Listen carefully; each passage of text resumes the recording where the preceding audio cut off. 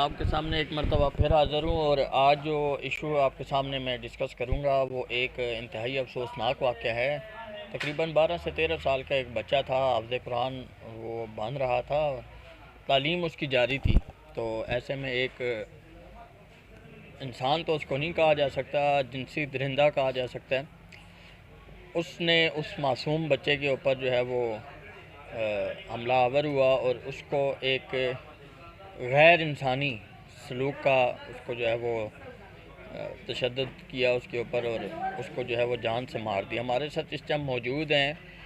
خان اعظم، یہ جہاں پہ راولپنڈی اسلام آباد میں جو باجوڑ برادری ہے اس کے ایک جانے مانے جو ہیں وہ رہنما بھی ہیں، اور اپنی برادری کے حوالے سے مختلف ایکٹیویٹیز کرتے رہتے ہیں ان کی بھلائی کے لیے، ان کے فائدے کے لیے، اور اس سارے معاملے کے اوپر ان کی گہری نظر ہے اور اس کے اوپر جو آواز بھی اٹھا رہے ہیں۔ اور آج ان کے ساتھ ہم موجود ہیں، ان سے پوچھیں گے کہ جو اس واقعے کا تھوڑا سا پس منظر ہمارے ناظرین کو بتائیں، اور اس ٹائم تک اس سارے معاملہ کا جو پروسیس ہے، قانونی جو پروسیس چل رہا ہے وہ کہاں تک پہنچا ہے، اور ان کے مطالبات کیا ہیں اس معاملے پہ۔ جی السلام علیکم۔ وعلیکم السلام انوار الحق بھائی، کیا حال ہے اچھا جناب؟ خان اعظم بھائی یہ بتائیں، یہ جو معصوم بچہ ہے جی اس کی عمر کتنی تھی، یہ کیا معاملہ ہوا، اور کس طرح اس حد تک وہ آدمی چلا گیا کہ اس نے اس بچے ایک معصوم بچے کے گلے کے اوپر چھری تک پھیر دی؟ یہ جناب میں آپ کو بتانا چاہوں گا آپ کے چینل کے توسط سے، سب سے پہلے تو میں آپ کا شکریہ ادا کرتا ہوں کہ آپ ایک ابو بکر، ایک مظلوم کی آواز بنے۔ یہ 16 مارچ کو مغرب کی نماز یہ بچہ ابو بکر مسجد میں نماز پڑھ کے نکلتا ہے، اور یہ شخص بھی اسی مسجد میں نماز پڑھ کے نکلتا ہے۔ تو اس کے ساتھ پانی کی کوئی 1-2 بالٹیاں تھیں، اور یہ شخص اسے کہتا ہے کہ یہ بالٹیاں میرے گھر تک میرے ساتھ آپ لے کے جاؤ۔ تو وہ طریقہ کار اس طرح ہوتا ہے کہ وہ بالٹیاں جو ہے نا وہ لے کے جاتا ہے وہ چھوٹا بچہ ابو بکر اس کے گھر تک۔ تو وہ دروازہ لاک کر دیتا ہے اور اس کے ساتھ تشدد اور ظلم اور زیادتی کرتا ہے۔ تو اس وقت راستے سے ایک عورت گزرتی ہے، وہ چیخ و پکار کی جب آواز سنتی ہے تو وہ اہل علاقہ کو وہاں پر اکٹھا کرتی ہے، اور وہاں ساتھ ہی ایک پراپرٹی کا آفس تھا، وہاں پر کچھ چند لوگ بیٹھے تھے جس میں ایک ریٹائر فوجی بھی تھا۔ اور جب وہ فوجی وہاں پر جاتا ہے تو اتنی دیر میں وہ لوگ دروازہ کھٹکھٹاتے ہیں، وہ درندہ صفت شخص جو ہے وہ دروازہ تو نہیں کھولتا، لیکن چیخ و پکار اس لڑکے کی باہر سنائی دیتی ہے۔ تو پھر وہ فوجی جو ہے نا وہ دروازے کو کسی طریقے کے ساتھ ہٹ کرتا ہے اور وہ دروازہ کھلتا ہے۔ تو وہ درندہ صفت شخص جس کا نام عرفان ہے، اس کے ہاتھ میں چھری ہوتی ہے، وہ خون سے رنگی ہوتی ہے، اور فوجی آرمی کو وہ کوشش کرتا ہے، جو ریٹائر فوجی ہوتا ہے، کہ اسے بھی میں ہٹ کروں، لیکن وہ کسی طریقے کے ساتھ اس کے پر قابو پا لیتا ہے، اور وہ ملزم کو جو ہے نا بوقت جو ہے نا اس کو گرفتار کر لیتا ہے یا اس کو اپنی حراست میں لے لیتا ہے۔ علاقے کے مکین جو لوگ اچھا، تھے، اس سارے معاملے کے اندر جو اس ٹائم تک جو آپ نے پہلے دن سے چلے ملزم گرفتار ہے، جی جی اور اس کا جو ہے وہ قانونی جو بھی طریقہ کار چل رہے، تو اب تک کیا آپ کو پولیس کی طرف سے ریلیف ملا ہے؟ پولیس اس معاملے پہ کیا سٹینڈ کرتی ہے؟ پولیس کا کیا موقف ہے اس سارے معاملے پہ؟ کوئی آپ کی بات ہوئی ہے پولیس سے؟ جی پولیس سے جس دن پوسٹ مارٹم ہو رہا تھا میں ہاسپٹل میں ہی تھا، سیول کون ہسپتال۔ سا تھانہ تھا یہ بتا؟ یہ دمیال اچھا، دمیال کا تھانہ تھا، اور پولیس کا نام فیضان، میرے خیال سے سیچو کا نام فیضان ہے۔ تو وہ جو پوسٹ مارٹم جب ہو رہا تھا تو اس وقت موقع پر ہم موجود تھے، تو انہوں نے کہا کہ یہ پوسٹ مارٹم رپورٹ ہم لیں گے، ایف آئی آر درج کریں گے، اور ایف آئی آر درج کرنے کے بعد انہوں نے 5 دن کا ان کا جو ریمانڈ ہے وہ منظور کروایا ہے۔ تو ابھی آج میرے خیال سے 4 دن اس واقعے کو گزر چکے ہیں، کل 5واں دن ہے، تو اس کے بعد ہی وہ کوئی رزلٹ دیں گے۔ اور ملزم نے جو ہے نا،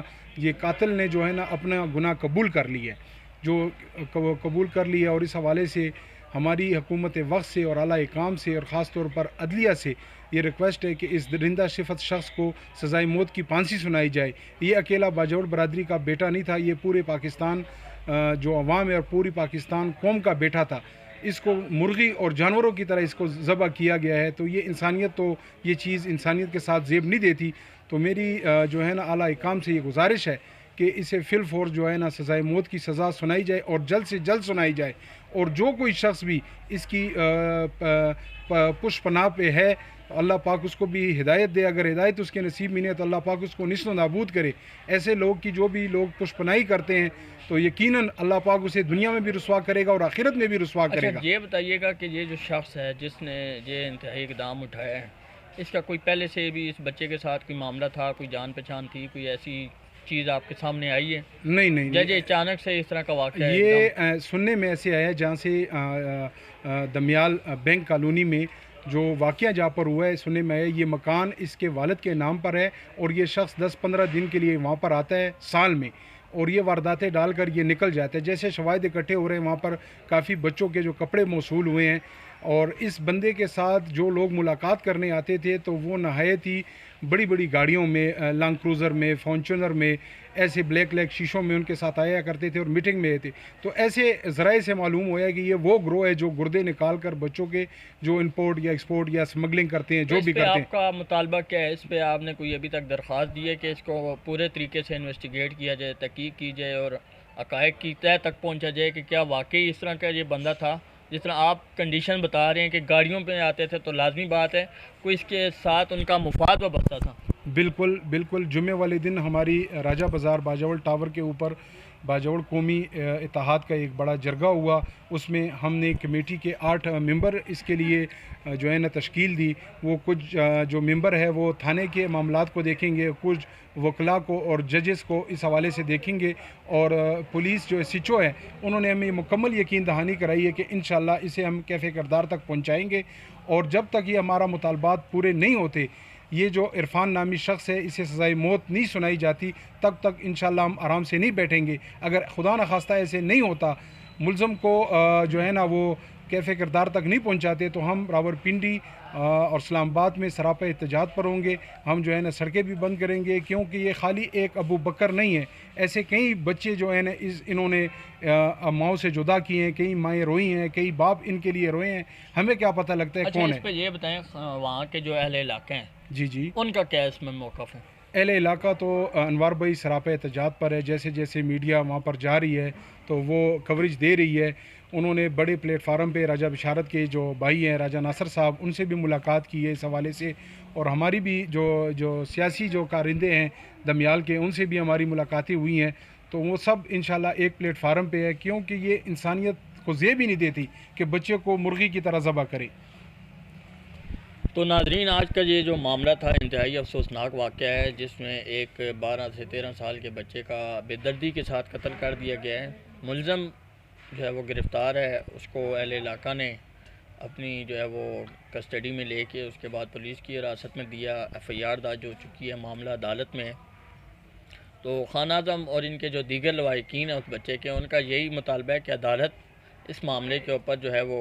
انصاف کرے گی، اور ان کو امید ہے عدالت اس پر انصاف کرے گی، اور انہوں نے عدالت سے یہ اپیل بھی کی ہے کہ ایسے شخص کو جو ہے وہ سزائے موت دی جائے، تاکہ اس طرح کے جو واقعات ہیں دن بدن بڑھتے جا رہے ہیں بچوں کے واقعات، اس کے اندر کنٹرول ہو اور اس طرح کے واقعات آئندہ جو ہے وہ نہ ہو سکیں۔ اگلی انشاءاللہ کسی اور ویڈیو کے ساتھ آپ کے سامنے ایک دفعہ پھر حاضر ہوں گا، تب تک کے لیے اللہ حافظ۔